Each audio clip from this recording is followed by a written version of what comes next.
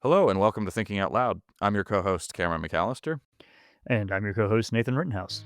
In this episode, we discuss two big news items. One is the whole situation with the Anglican Church and the Bishop of Canterbury and the African Global Church. Lots going on with the Anglicans. And then also, maybe less known, is Canon Press's offer to buy Christianity Today for $10 million. Both of these represent some seismic shifts in the foundations of some traditional structures, and they mean something symbolically. Cameron and I work through this and discuss it. Don't know that we come out of this with here's 5 things you should do as a response, but I think this conversation will be helpful to you as you watch the Christian world around you change. Like, share, and subscribe to our content. And if you appreciate the work we want to do and want to support us, you can do so by visiting www.toltogether.com. Two seemingly unrelated events that I think actually are connected. So one, the Anglican Communion, according to some, has been definitively severed. But according to, I think, the majority of Anglicans, actually, Nathan, it hasn't been severed. The Church of England is not in front and center anymore, and now The Church of it's England is not global Anglican. Anglican. Just put it in the most That's flamboyant what way it. you can. The Church of England is no longer Anglican. Yeah, and that's the way the global Anglican movement will put it. They'll say, no. There's been no breaking of fellowship. There's been Well, back us up. Anglicanism Back us up. itself. Walk us through what's actually happened to get us to say such a thing. As neither of us are Anglicans, I'm sure we have all sorts of insightful and helpful thoughts here. It's been a long time. Well, this has been a long time coming, and it brings up the Anglican Church was the Church of England. So obviously the church was itself, is established in England and is thus headquartered in There's some kind of England. Anglo connection in the name. I don't know if we can Anglican. Yeah, it Yeah, seems like so there ought to be hence a the connection name. there. Yeah. Hence the name. For a long time, the Church of England has been on a progressive trajectory in the realm of, well, so the big issue of our day, most of the big issues surround identity and sexual ethics, practically speaking. And so the Church of England has for a long time been affirming of same-sex unions and ordaining gay clergy. That's happened as well, but what changed here was the announcement that the new Archbishop of Canterbury, so the former was Justin Welby, is Dame Sarah Mullally. I believe I'm saying her name correctly. Sarah Mullally. So this is the first time in the church's history that a woman has served in this role. Okay, hang on, because So already we're I'm in gonna pause tricky there. territory here because people are going to say, oh, like people are just fired up because it's a patriarchal anti-woman kind of. Okay, there could well be some of that. However, there's a whole lot more to it than this. And so this news came out a couple weeks ago that she was the new Mhm. Archbishop of Canterbury. But I think there's been at least a decade long Oh, conversation absolutely. within at least of. I remember even when I lived in Oxford, there was a conversation about a lady who was the vicar of a local church who was an atheist, but she's like, you don't Right. actually have to believe in order to lead the liturgy here. Um, yeah, so you kind of had that sort of, and you had very vibrant, spiritually vibrant Anglican churches, and then you had kind of your more academic-y, political, whatever it is, when you have Yeah. an atheist who's just leading your like that spectrum has always been there, and that's caused massive tensions for the past, which is why the Ugandan bishopric or diocese or however they phrase that has become such an explosive growth centered out of Africa. I mean, so Mhm. the idea that you would have churches in England who are no longer under Canterbury but under the African diocese is not new. This has all been happening, but it's part of a broader, and a lot of the stuff that I've listened to and talked through with denominational shifts and changes, a lot of it is the surface level languages around sexuality and identity, but that's really kind of a bubble in the paint of a deeper issue, which is biblical authority and how you use Yeah. scripture. And And so so let's get there. That's important. the Yeah. announcement of this lady as the Archbishop of Canterbury set off a far bigger explosion than the fact that she's female. It has more to do with her views on scripture, her views on sexuality, her being in favor of She's legal pro abortion. yeah, I was gonna say Um, she's pro-choice as well, so yeah. there's a whole number. It's a whole basket of issues that about 85% of the Anglicans in the rest of the world would look at and be like, how do we get to these positions from scripture? And so Well, that is the issue. the whole thing was hanging together by gossamer thin threads for a long time. So her appointment represents the culmination of something that's been it's we've been building to this point for a long time, and so now we're here. And you mentioned so let's talk about it in terms of structures of authority. This is very I would do this being confessionally reformed. This happens to be a big part of this. You mentioned the authority of scripture. So for Anglicanism for faithful Anglicans in the global south, they would say that their primary binding documents would be number 1 scripture, the authority of God, and then the secondary documents would be things like the 39 articles, which by the way are if you haven't read it's worth going and reading those, by the way. You should some of these all of these church confessions, these Protestant church confessions are really helpful from the Augsburg Confession, the Heidelberg Catechism to the 39 Articles. This is good stuff, by the way. So the 39 I have Articles, some the issues with 16 39 articles, but I mean, it would help you understand Oh, and Anglicans. I do a little bit too, yeah. So I mean, you can. I'm not saying that you just take it with unqualified, but I'm saying it's worth looking at it. But then the 1662 Book of Common Prayer, and then less remarked on these days the ordinal. But the ordinal is if you look at that word, it'll you'll get a clue. The ordinal is that's basically the protocol and the procedures for ordination. Mhm. So those would be the main.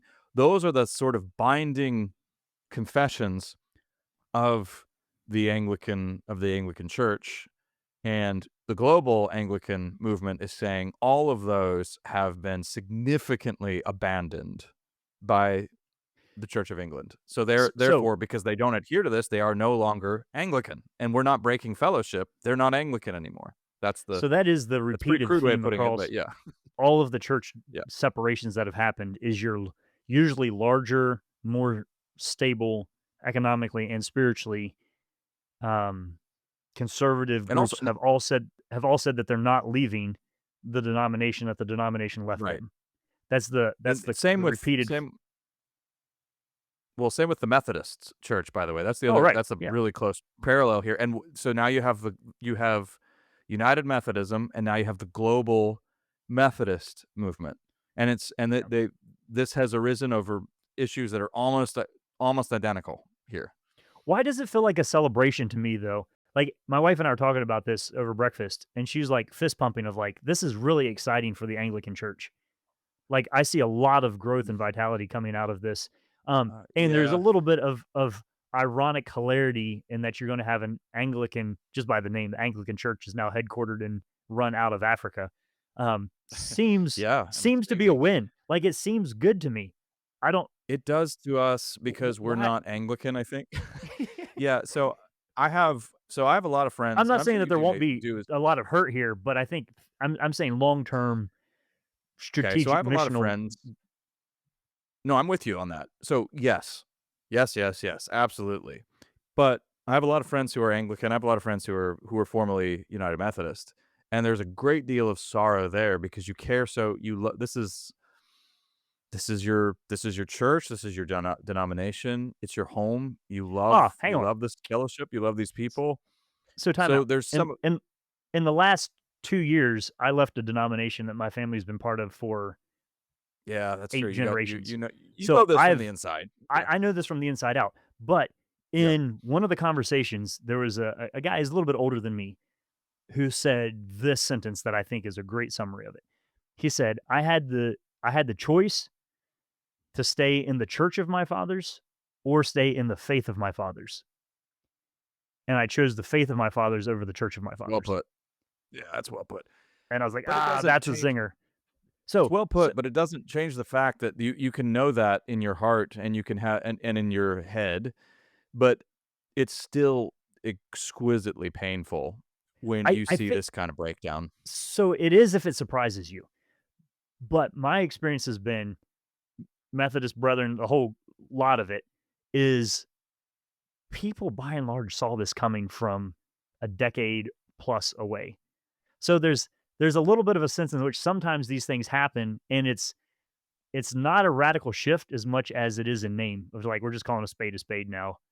So so yes, there will be people who are caught off guard and there will be property issues and but that already happened with the Anglican Church of North America.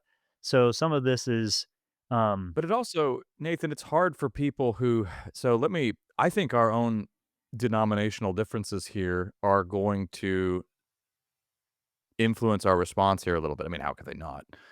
How could they not? That's always the case. But we always speak from a certain place.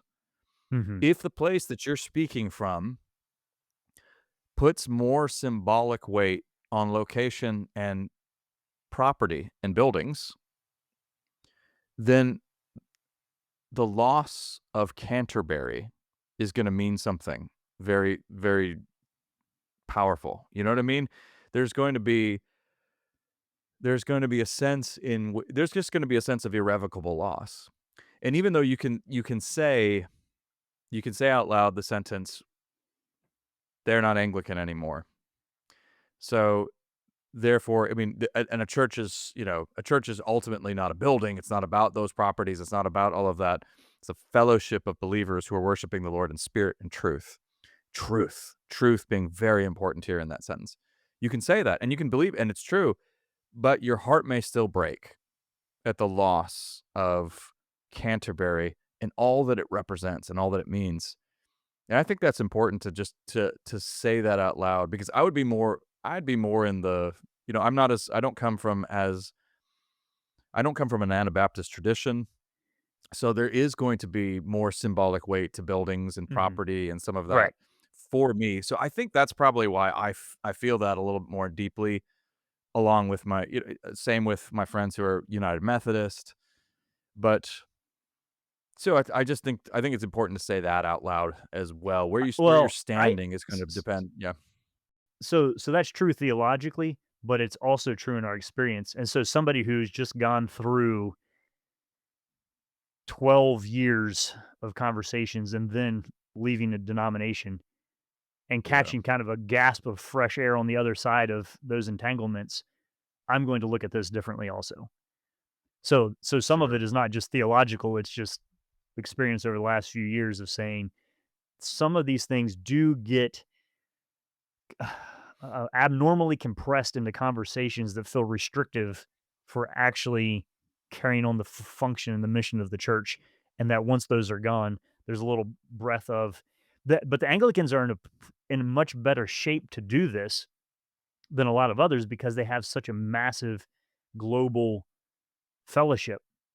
And I mean, and the African spiritual Yeah. vibrancy of it all. It's not like they're jumping out of a boat into the water. They're jumping off of a boat onto a ship. And so that's And now you have also the Anglican Church of North America, ACNA, who are likely going to join this global Anglican movement because they've remained faithful to traditional Christian, to orthodoxy and the authority of Scripture. In fact, I have a friend who was just ordained with in the Anglican Church of North America. we know a ton So of I mean, shoot, we even know yeah. charismatic Anglicans. I mean, so the word Mhm. Anglican is a very um Mhm. so that you have like the no music Anglicans and the like jump up and down and clap your hands Anglicans. So there's a Sure. lot of diversity there. Um Yeah. but can I take us in a different little direction because so Aaron was saying, my wife Aaron, Yep. could could the could Canterbury not see this coming? I yeah, is the and to me, it's paradigmatic of a much broader shift where you have like a small urban cluster of academic elites who are so out of touch with the This is vast exactly what you majority. dealt with, isn't it? Yeah, but I'm saying even Exactly. Yep. that's part of our underlying political narrative right now too. Is that you have a Oh, small cluster absolutely. of elites who don't really know or care what these these. I remember, well, I won't go down that, like some Ugandan friends, what they were saying a Mhm, decade ago. But there's a sense in which there's an ideological capture of the head of some organizations that I don't think within the context in which they're operating, could they really have chosen somebody who wasn't a pro LGBT, pro abortion, down on scriptural authority woman? Like this, like, was there the freedom to choose anything other than that? While at the same time, the vast mhm. majority of the church is like, hang on a second, this seems like a deviation from what we said we were doing. We're gonna come back to a this is a central tension of the Christian life that we bring up over and over again on this podcast. If we wanna put it in very understated terms, it's very hard to have a high level of cultural influence and remain faithful. Well, there you go. And we don't like to hear that, though. We still don't in North America because it's so everybody nobody likes to hear that because everybody likes, "Hey, we like power and we like cultural influence." And it's those things are not always necessarily bad. In North America, we think very pragmatically about it. "Hey, cultural influence means we can change the culture for the better." Yeah, it also means that the culture might change you for the worse. That's the lesson we just never seem to get through our heads. And it's an important one, and so but then we'll also say, I mean, I've heard this said at very ironically, very highly influential, evangelical conferences. "The church just seems to thrive during it, in times of adversity and persecution." Okay, you can say that on one side of your mouth, and then on the other side of your mouth, you start screaming about how, "Hey, we're being marginalized and mistreated, and we want more cultural influence." Okay, well, maybe the cultural influence is hurting you, and maybe the more of it goes away, maybe the stronger your prophetic witness. And so, yeah, I like cultural influence as much as the next guy. I'm not it's not like I'm some masochist saying, "Hey, I'd like to be marginalized, please." But ultimately, I do want to pray some version of thy will be done and say to my Lord, I want ultimately what's best and I want success in your eyes. And if that means less financial incentives, if that means less property, less cultural influence, but deeper fidelity to you and a more pure witness, then so be it. Well, so the well said. But can we also point on going by that the value of a global church is that you have some outriggers, as it were, like you have some stabilizing points that are outside of your own micro culture.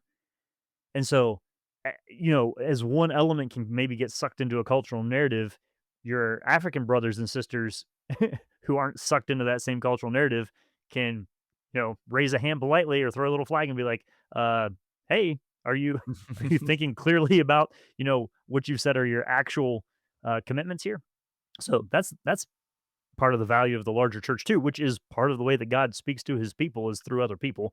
I mean, obviously scripture is primary, but even that is God revealing his will to people who are then being used as people to speak to Yep. other people. So, um, yeah, you want All to right. go carefully there. So I opened 17 minutes ago saying, "Hey, there are two things that may not seem to be related, but we believe that they are." So here's the other thing. We haven't brought it up yet. We talked about Doug Wilson a while ago. We'll talk about him a little bit again today. He's It'll sort of probably happen again. implicated in this. This is this is we hope to show you how this is related. So Canon Press, which is was initially is part of Doug Wilson's whole empire kingdom. Ecosystem. I mean, really, there are no yeah. Try offered to buy Christianity Today. Some of you may not know this. They made Christianity Today a fairly lucrative offer. They offered them $10 million for the magazine. And there were some Christians who thought, "Hey, you should take them up on this because after all, Christianity Today was the evangelical flagship. Operative word Billy being Graham, was. That's right. he got it And rolling. if we want to if we want to return to that initial vision of Billy Graham and, Carl F. Henry when the magazine first began, then Canon Press, those guys are the ones who can take you back. Megan Basham was one of the people who said this. So they, spoiler alert, they did not take Canon Press up on the offer. But Christianity Today has changed hands a little bit here recently. They have a new president, and it's Marvin Olasky. So he's a pretty big World name in Magazine. Christian. Yeah, former World Magazine journalist, and made a pretty dramatic exit from World Yeah, Magazine. yeah. Was not. That's a whole nother episode. Yeah, so Actually, we're we not might have gonna. done Yeah, one on that we years ago. might have done one on that. I think we did. Yeah, you can look it up. But anyway, so Marvin Olasky is now heading up the magazine. Russell Moore has a different. I think he's editor at large now, so his position's changed a little bit. But the idea there is that you have now. So is Christianity Today at all comparable to Canterbury? Well, in a sense, no. But for evangelicals, it does. Christianity Today is a very important Well, symbol so of so let me say that. evangelicalism. Let me put Yeah, another line under that. What the thing is, and then there's what the thing represents. And so yeah. Canterbury and Christianity Today, and they are cultural symbols of a core or a previous core, however you want to look at that. It means something. Um, Mhm. It's that this is important. The word brand feels crude here. It's an important symbol of evangelicalism in North America. Christianity Today is, and there are many who feel that Christianity Today has. We should. This is where I really want to burrow into this with you, Nathan, because I'd like to interrogate this a little bit. They believe Christianity Today has compromised its values. I've seen. I'm not going to name them, but I've seen prominent apologists, for instance, call Christianity Today woke. I maintain that woke is an almost useless term these days in some ways, because so okay. that doesn't really say much. But let's Let's burrow into that a little bit. let's burrow in Yeah, a little what bit is here going on? because what Yeah, is going on? And this is not recent. It seemed like the core of this argument is maybe 5 years old. There was a point in yeah, time sure, at which okay, so Russell Moore, Marvin Olasky, not huge Trump guys. So that right. probably was the initial fire that Yep. lit the spark on a lot of this stuff. But then you look at Christianity Today did take on a broader social series of interest. Whether that be there's a lot of environmental policy stuff, a lot of eco theology, whatnot going on there. Definitely a push and expansion on the female leadership side, the hermeneutics, with the her men get it her she her Yeah. Oh, yeah, hermeneutics, yeah, yeah. and there are a lot more Clever. female writers in that way. Um, a lot less maybe precision on political categories that some people would have liked for there to have been during certain times in the past. Mhm. Um, what are some of the other ones that I think you've named basically the big oh, ones. racial they're definitely, the An way in emphasis which on racial justice, yes, racial and conversations social were happen. justice in general. Yeah. Mhm. So those types of Oh, articles became more prominent. yeah. I think we need to add one more feature here, and then I think we've done it. I think also, Russell Moore, for many people, is a very polarizing figure because he spends a good bit of his time. It's not just that you mentioned he's not too too enthusiastic about Trump. He's very vocally anti-Trump, as is Marvin Olasky. So you're stating it in diplomatic terms, but also he's quite hard on evangelicalism. So evangelicalism is frequently in his crosshairs. David French would So be another one who's in that so they category. yeah, those guys would all be, in-house critics They of are. some of the That's a broader great way of putting it. American theological Yep. movements, yeah, in American Christianity. So, I think if you take that constellation of things that we just listed, any of Yeah. those could be trigger categories for a host of different groups of people for a variety But of take them reasons. all together. Take them all Goodness. together, it's a little bit of a But hammer. can I say a few things that are But gonna be a very, I think, let me eye-opening here? let me ask this question and then you say that thing. Sure. Yeah, we might be saying the same Is an thing, I bet. interest in those categories some synonymous with woke? And go. Yeah, so short answer, no. But also, here are some other questions, though. Has Christianity Today changed its views on the authority of Scripture, on sexual ethics, and on abortion? Have the editorial staff changed any positions in any of those major categories? The answer is no. And the answer is an emphatic no on all of them. So what's interesting here is we are talking, and this is very relevant for North America right now. Politics and tone are unbelievably important to North American theologically conservative Christians, because that's what's Oh, going on with Christianity today. It's a it went a matter of little more politics and Tim tone. Keller winsomeness route. Exactly. Yes, it did. Now, it's the magazine has paid a price for that, and now I don't have all the definitive figures, but I do know that there's been a high level of turnover at Christianity Today lately. A number of people have recently lost their jobs because I know that there's been a decrease in subscriptions. I know that, so So when they took the stand on Trump, so that was in 2016. That was a major, major editorial, or was it yeah, it was 2016 decision, and, you know, it it cost the magazine quite a lot to take that stand. And, it's regardless of what you interesting. think about what they did there, yeah. Yeah, well, there's another sense in this of like I used to have a subscription to Christianity Today, and I don't anymore. But I didn't drop the subscription for any like one specific reason. It just felt I have to do a little self analysis. It just didn't feel as relevant or as insightful to me on understanding what was happening in the world, maybe as it once did in the past. But I should rethink that. Um, Hey, I can so well, can I it do some just soul fizzled. searching on that with you? Yeah, it just fizzled for me more than it irritated me. So I'll do some soul searching on that one with you for just a second, because I'm in a somewhat similar category. So I still very much appreciate a lot of Christianity Today and what they're doing. I think they're trying to do. I think it is hard to be a major evangelical publication in America right now. I mean, it's just as it is hard to be a major evangelical institution in North America right now. It's a tough thing to do because evangelicalism is going through a big identity crisis. You got a generational shift happening. You have all of this. You have a very volatile political environment. I mean, all these factors are militating against you. But here's how I'd spell it out, Nathan. Christianity Today, at its best, can be very discerning and offer you some good, incisive Christian commentary on what's going on right now. At its worst, it can feel like it's chasing fads and fashions, and Hmm. that because it's doing that, it's out of touch. And its key competitor right now is World Magazine.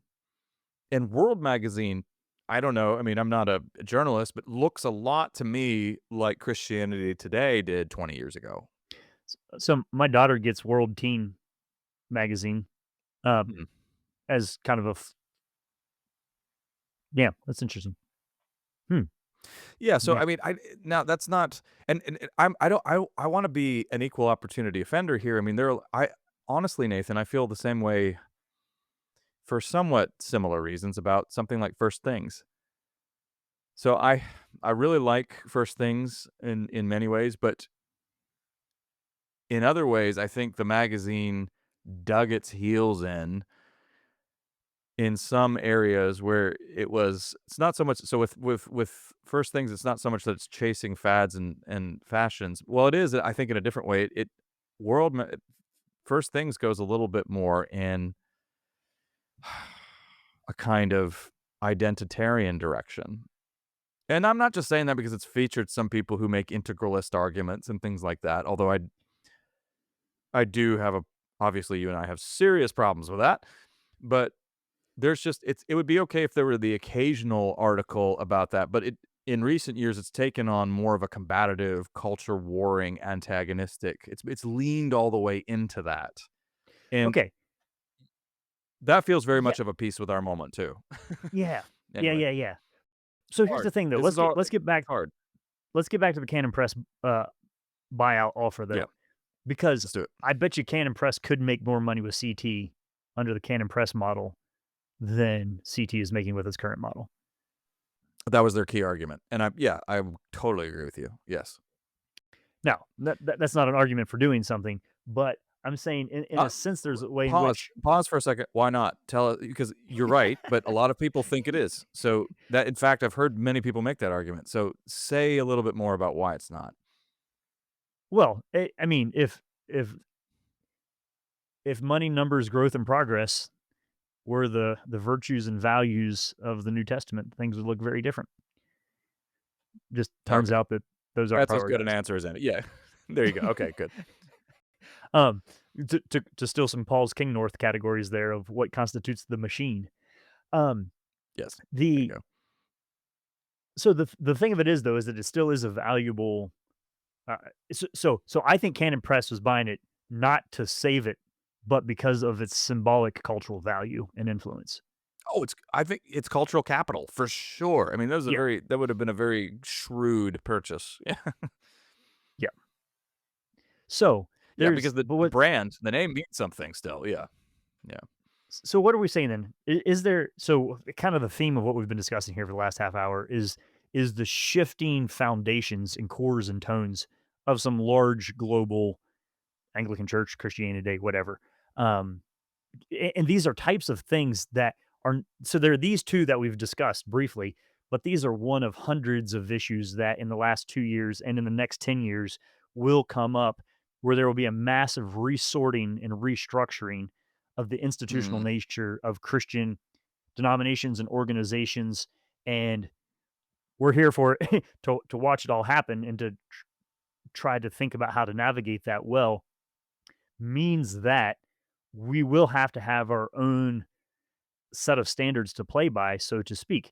And so I think, Cameron, that's why thinking out loud is annoying to some people who listen to us for a little bit, is because we don't neatly fit into some of the grooves and ruts that we're supposed to within the subcultures of certain brands of Christianity slip into.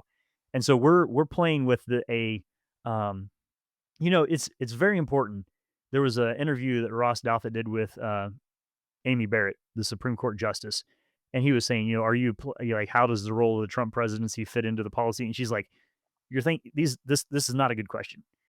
She said, we're making policy and making decisions for decades after Trump is president. We're not thinking in terms of this moment. We're thinking about what are the core things that hold our country together that help us be constitutionally faithful for hundreds of years after this. And so thinking out loud in a sense is operating on the same thing of saying, if we look at scripture, what is God speaking and wanting? If we look at the history of the church, what are some of the ways in which there have been great ideas and huge blessings? What are some of the big pitfalls? What are some of the mm, disasters that we can learn from? What have been some of the temptations and the distractions? Where have we been um, captured by culture and unable to articulate? And we've lost our witness sometimes because of our coziness to certain ideas and themes. And we're legitimately trying to stay back from that, not from a like, oh, we're superior, hands off, and we transcend this all and we know it, but to say, actually, we need to ask what are the legitimate tools and resources for making decisions moving forward. And that's what we're trying to sort out as we do this. And that's what everybody's trying to sort out as we do this. And so it requires a very well developed personal and I think communal filter of saying, hey, as the publishing house that does our Sunday school material changes, do we just go along with that? Or do we have actual principles as a congregation where we say, you know what, this doesn't really fit what we're trying to do anymore?